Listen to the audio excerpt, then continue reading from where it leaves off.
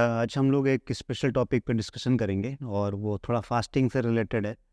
And एक surgery होती है बैरियाटिक सर्जरी। उसमें हम क्या करते हैं बैरियाटिक सर्जरी में, उसमें हम थोड़ा जो गट का पार्ट है या स्टमक का पार्ट है उसको सिल देते हैं या लाइगेट कर देते हैं या थोड़ा कुछ पार्ट उसका हटा देते हैं। तो उसमें बेसिक पर्पस होता है कि उसका जो वॉल्यूम है स्टमक का वो हम कम कर दें, तो जिससे आपकी जो खाने की कैपेसिटी है वो ऑटोमेटिक कम हो जाती है। तो इससे फ़ायदा क्या होता है, क्योंकि स्टमक की वॉल में स्ट्रेच रिफ्लेक्स होते हैं, स्ट्रेच सेंसर्स होते हैं। तो जब आप खाते हो और स्टमक एक्सपैंड करता है तो आप खाते जाओगे। अगर आपको बहुत टेस्टी खाना मिल गया और आप खाते गए खाते गए खाते गए, इतना ज़्यादा एक्सपैंड हो सकता है स्टमक की वॉल कि वो बस्ट कर सकती है। तो स्टमक की वॉल को बचाने के लिए भगवान ने उसकी वॉल में स्ट्रेच सेंसर्स दिए हैं। यानी अगर एक ज़रूरत से ज़्यादा वो स्ट्रेच करेगा या फैलेगा स्टमक, तो वो आपके दिमाग को सेंस से वो सिग्नल भेजेगा। और दिमाग क्या करेगा कि आपका जो हंगर सेंटर है, जो भूख का सेंटर है, उसको वो बंद कर देगा। तो आपकी भूख खत्म हो जाएगी तो आप रुक जाओगे।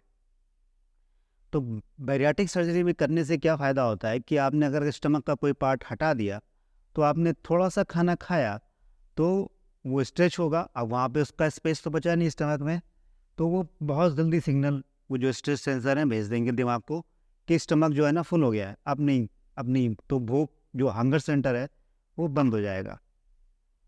अब मेरे पास एक ऐसी पेशेंट थी, वो आई थी मेरे पास 2020 में, और तब उनका वेट था 134 केजी और 5'8" की हाइट थी।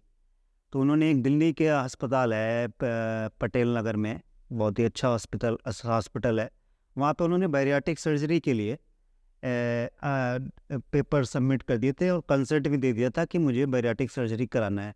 तो पता है कि बैरियाटिक सर्जरी में कंसर्ट देना होता है क्योंकि ये बहुत ही रिस्की ऑपरेशन होता है, ऑन टेबल कुछ भी हो सकता है। तो उस समय खर्चा उनका करीब 3.5 लाख रुपए का था। ये बात है 2020 की। तो उनकी मदर एक्चुअली में मेरे से ट्रीटमेंट पहले से ले रही थी और काफ़ी अच्छा वेट लॉस किया था। तो उन्होंने अपनी बेटी को बोला कि एक बार इनसे संपर्क। तो मैंने कहा बैरियाटिक सर्जरी को थोड़ा होल्ड पे रख दो और हम लोग लाइफस्टाइल चेंज करके देखते हैं। तो मैंने उनको उनके डाइटरी चेंजेस किए, फूड चेंजेस किए, स्लीप की क्वालिटी पे काम किया, थोड़े सप्लीमेंट दिए और फास्टिंग का खास ध्यान रखा उनके केस में। तो फास्टिंग मेन टूल था। तो शुरू के 2 महीने में क्या हुआ कि उनका 134 से वेट 133 आया सिर्फ 1-2 महीने के अंतर में। बट उन्होंने ये बोला कि मुझे ये कंटिन्यू करना है 2 महीने के बाद बोला, क्योंकि मेरे जो इंचेस हैं वो बहुत ज़्यादा लॉस हो गए हैं। बट मेरा वेट तो 1 ही किलो कम हुआ है 1 केजी, बट मेरे इंचेस 5-6 इंचेस लॉस हो गए और कमर की साइड या वेस्ट की साइड से। तो उन्होंने फिर कंटिन्यू किया। तो अभी उनका करंटली वेट 72 या 74 के बीच आता है। तो 134 से 74 के बीच अब वेट आ गया, मतलब 60 केजी का वेट लॉस हुआ। तो एक्चुअली में बैरियाटिक सर्जरी जैसा हमने यहाँ पे भी काम किया। कैसे कि हमने क्या किया कि ऐसे खाने दिए जो न्यूट्रिशनल डेंस थे, तो जो उसकी क्वांटिटी थी वो कम थी। अब जो हमारी बॉडी के सेंसर हैं वो हमेशा न्यूट्रिशन को सेंस करते हैं, वॉल्यूम को कभी सेंस उतना नहीं करते। तो जो हमने न्यूट्रिशन दे दिया तो उससे भी क्या हुआ कि उनका जो हंगर सेंटर था वो पहले ही डीएक्टिवेट हो गया। तो स्टमक जो इतना था वो खाली तो था, बट बॉडी को तो न्यूट्रिशन मिल चुका है। तो स्टमक खाली ही रहा, बट उनके दिमाग को लगा कि खाना तो इनफ आ चुका है क्योंकि प्रॉपर न्यूट्रिशन, सारे न्यूट्रिशनल वैल्यूज़ आ चुकी हैं।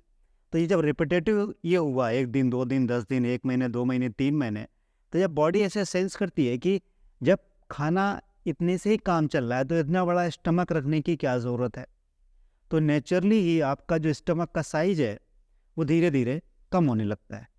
अब इसका रिवर्स क्या होता है, जब हम अपनी एपेटाइट ज़्यादा बढ़ाते हैं या लो क्वालिटी का खाना खाते हैं तो हम बार बार खाते हैं, ज़्यादा क्वांटिटी में खाते हैं, तो उससे हमारा स्टमक धीरे धीरे साइज में बढ़ने लगता है।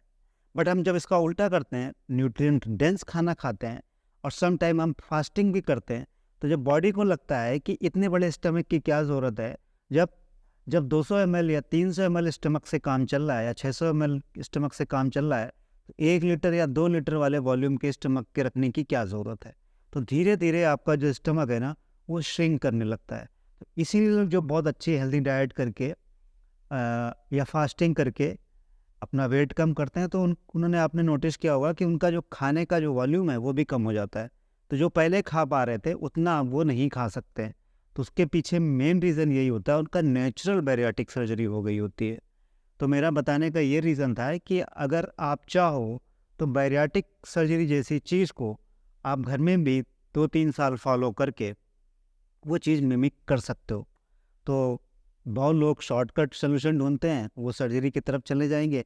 अगर आपको लगता है कि आप शॉर्टकट सॉल्यूशन आपको नहीं ढूँढना है, आपको प्रॉपर यहाँ से, और आपको जैसे मैंने पहले ही बताया बैरियाटिक सर्जरी में मनी का इन्वेस्टमेंट भी बहुत ज़्यादा है और रिस्क भी लाइफ का बहुत ज़्यादा है। और उसके बाद भी ऐसा नहीं है कि वेट तो लॉस हो जाता है उसमें बहुत ज़्यादा, लेकिन वो फिर वापस आता है वेट बैरियाटिक सर्जरी में भी। तो वो अगर आप अपनी हैबिट्स ही चेंज करो और खाना ही चेंज करो, फास्टिंग जो पीरियड है उसको ही चेंज करो, स्लीपिंग सही करो, सप्लीमेंटेशन की जहाँ ज़रूरत है वो करो, तो ये इसके रिजल्ट फिर लाइफ टाइम आएंगे। तो आप बैरियाटिक सर्जरी को अपने किचन में भी मिमिक कर सकते हो। तो ये इस वीडियो का मैसेज था कि आप बैरियाटिक सर्जरी नेचुरली भी कर सकते हो, परफॉर्म कर सकते हो। तो अगर आपको लगता है कि ये वीडियो हेल्पफुल है तो अपने सराउंडिंग्स में अपने रिलेटिव्स को इस वीडियो को शेयर कर देना, सब्सक्राइब कर देना, और प्लीज़ कमेंट जरूर कर देना कि आने किस टॉपिक पे हम और वीडियो बना सकते हैं। Thank you very much.